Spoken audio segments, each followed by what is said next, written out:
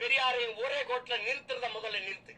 இல்ல அம்பேத்கரிஸ்ட் வா, இல்ல பெரியாரிஸ்ட் வா, ரெண்டு பேர் இந்த மாதிரி இந்த சிந்தனையில ஒத்து போறாங்கன்னு சொல்லி நிரூபிச்சிரு. நான் மன்னிப்பு கேட்டு போயிரு.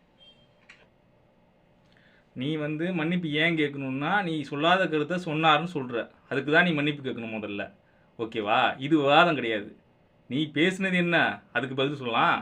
சொல்ல துப்பு இல்லை. நீ என்னத்தை கற்பிக்க முயற்சி பண்ணுற? அம்பேத்கருக்கு எதிராக பெரியார் இருக்கார். இப்போ மாப்போசி என்ன உறவாடினாரா? நான் கேட்குறேன். மாப்போசி கிட்ட தான் பௌத்த மதம் மாறுமா ஐயா வாங்க அப்படின்னு கேட்டாரா? நான் கேட்குறான். பெரியார்ட்ட தானே கேட்டார்.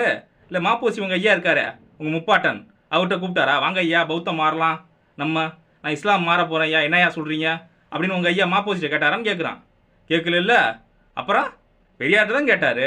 அதாவது வேறுபாடு இருக்குல்ல, பெரியாருக்கும் அம்பேத்கருக்கும் சில வேறுபாடு இருக்குது, முரண்பாடு இருக்குது. நம்ம இல்லைன்னா சொல்ல இருக்கா, அதெல்லாம் எடுத்துகிட்டு வரான். 100 ஒற்றுமை இருக்குடா முண்டான்.